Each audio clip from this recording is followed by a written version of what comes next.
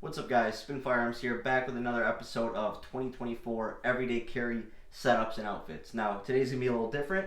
Just got home from work, and we're going to do my work everyday carry setup. What I carry, what firearms, backup mags, lights, knives, that whole sort of thing. And now what's interesting is I do new construction plumbing. If you guys were wondering, people always talk about my hands being messed up nails, dirty. That's why. I do new construction plumbing. Another thing I want to say is you're not really supposed to be carrying in the trades, but if they want to fire me, they can fire me. I will literally stand up for being able to carry my gun where I want, when I want, right? Other than metal detectors and law enforcement. But it just is what it is. So I have found a way to where I can carry, but no one finds out about it. Now, a lot of people are going to tell you, oh, you got to carry a full size, you got to carry a compact. And here they are at a job site with a Glock 19 or a Glock 45, and you're like, that's ridiculous. You're printing every time you go and glue some pipe, you're showing, it's just ridiculous. So I carry appropriately. That's how I live my life. If I'm going on a walk, I'm not carrying a full size. If I'm being active on a bike ride, I'm not carrying a compact. If I'm going in bear country, I'm going to carry a Glock 29. I carry accordingly, and I don't let my life that I'm living be affected by carrying, right? So pretty simple. My main carry at work is a Smith & Wesson Shield in 40, but chamber at 357 SIG. I use a conversion barrel from Rem Sport, and I have a Mariglow 3-dot night sights on there. I have an Apex trigger, and I do have mag guts. So this is 7+1. I also have a hoe grip and an NDZ base plate. Now people always say, why single stack? Why 357 SIG? Why not more capacity in 9mm? Simple. At work, my chances of ever using my firearm are extremely low. Also, statistically speaking, 3 to 5 rounds of self-defense. This is 8 rounds total, right? The reason why single stack is I need something thin, small, skinny, light, easy to conceal, easy to carry. What I do for a living is active. I'm not sitting in a chair just stationary. I'm active. I don't want rashes. I don't want to rip through my shirts. I want to be comfortable. So that's why I carry like this. I don't let anyone else's influence change that. Why 357 SIG? It's expensive. It's outdated. That's where I hear about it. But it has way more power out of a short barrel.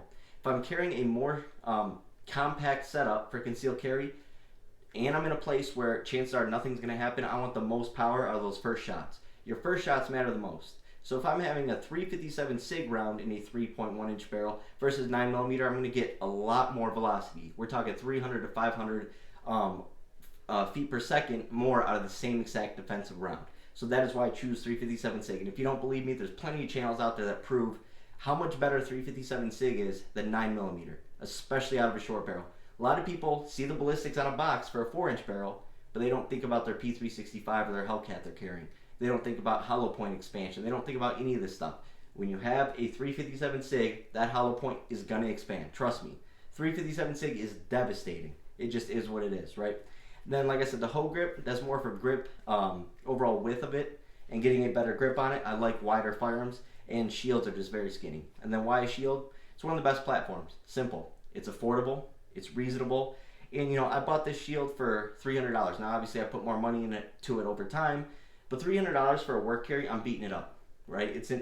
We're going to go over other types of carry, too. But it's getting beat up. It's getting dirty, gunked up.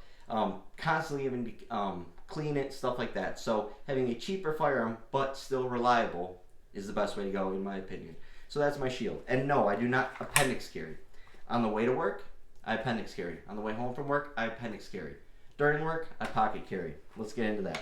If you're wondering about what holster this is the V2 holster from Blacksmith Tactical with double discrete carry clips and a claw and a wedge.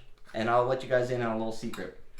I'm designing a holster right now with my buddy Dan. We will be releasing a spin holster. I don't know the name of it, but we're going to be taking combinations of all my favorite stuff and making one holster and bringing it to market for certain models. So that's really exciting. So that's my main carry, right? But how I actually carry it is in a Vetter pocket locker holster, right in my pocket. So the way that's got a curve, this little curve right here, and a push-off tab, right? So basically what happens is you push it off in your pocket and it hooks, right? So if it's in my pocket, when you go to grab it, you're pushing and it's hooking. You see how it's hooking right there? So you can draw it. Now today, for instance, though, my shield is a little too big. Now, during wintertime and warmer months, this is all I carry. Because I have the same exact pants that have the same exact pocket sizes, and they all fit this perfectly. But on days like today, or different pants that I wear, I'll go Glock 42. And this is in a hog holster, stash holster. This push-off tab's a little different. It's right here. And you push off, what do you call it? The same way that you do on the other one. It's just in a different spot. Like I said, Glock 42. And we have, these are Ameriglow HD sights.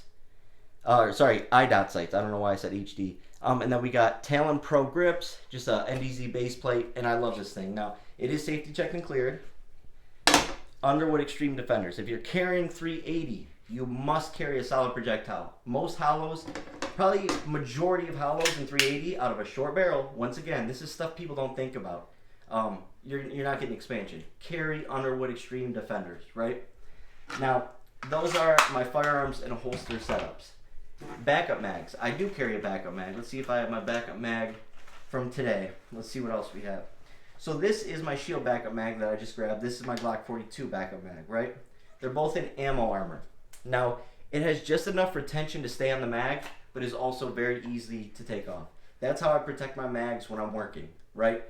Backup mags for me are for malfunction clearing, not more ammunition. I'm not going to be sitting there having a gunfight, you know, ducking, hiding, running up, getting closer, cover, and then reloading. I mean, it's insane. You don't hear of extended gunfights. You just don't. I bring them for malfunction and clearing and stuff like that. Issues with the mag currently in there. And they just sit in these little ammo armor pouches, right? So that's that. As far as what I'm wearing, just nothing special. Just a black t-shirt. I normally have high vis over it. Just some khaki pants. But the belt, we do have a neck belt on today. I wear neck belt and core essentials while working. They work great, and they're just so easy to adjust with tools and all that. Now, you also have to plan out what you're going to be wearing, right? What tools are you wearing? You're wearing a tool belt. I keep my tape right here and my level right here. Everything else is free, so I can still access it because my tape sits here, and that is what it is. That's all I carry on my body. Now, as far as other stuff, I do carry a handheld because I do not carry a light on most of my firearms, and I am out at dark because it's so early in the morning when I leave for work. So just a random Olight handheld. It comes in really handy at work.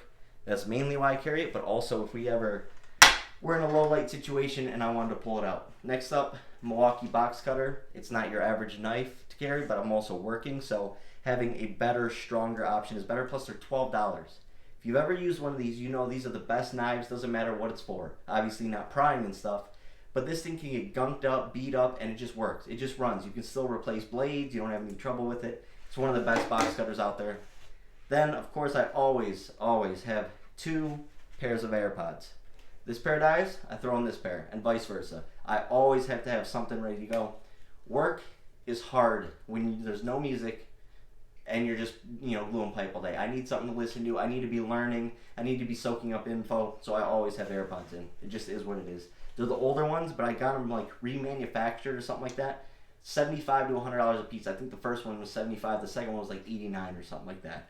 So if I just buy them remanufactured, never a single issue. If I lose them, break them, it's not as painful, right? Chapstick, it is back. I've been having dry lips lately, so I am carrying chapstick again. And what else is in my pocket? A Milwaukee marker. Obviously, I have a lot to mark out, measurements, stuff like that. As you can see, there's a theme. Everything is affordable. Everything is practical. There is nothing you see that I just carried that's unnecessary. I don't have a fidget spinner. I don't have a bottle opener. I don't have all this bull crap that all these everyday carry channels. Now, no offense to them, but sometimes they lead people in the wrong direction. Like, it's basically like carrying a safe in your pocket, some of these people. It's absolutely ridiculous. Oh yeah, that's another thing I wanted to touch on. So, how do I have my firearms ready for everyday carry, right? If I wake up and I'm going to be wearing shorts with small pockets and I want my 42. Simple. I keep a cheaper biometric safe that also has other methods. This is in Nero. This was actually sent to me for review a while ago if you want to watch a review. It's actually held up. The biometric scanner doesn't work very well, so I always use the code. But this isn't an emergency safe. My firearm's accessible to me at night. It's ready to go. This is my work carry. So if I am not carrying the 357 SIG for the day, boom, grab my 42, put the 357 SIG in. So always around in the chamber, always mags loaded up, always a backup mag, always with the holster I'll be carrying in. That's exactly how I do it, and it makes life just so much easier to have a system like this. Now people get on me about a carry rotation, should you carry multiple firearms, and shouldn't you keep the same platform? And I get that, but at the same time, life calls for a lot of different things. So I just have a good system in place, and it makes life really easy for Carrie. So hope you guys enjoyed the video. Thanks for watching.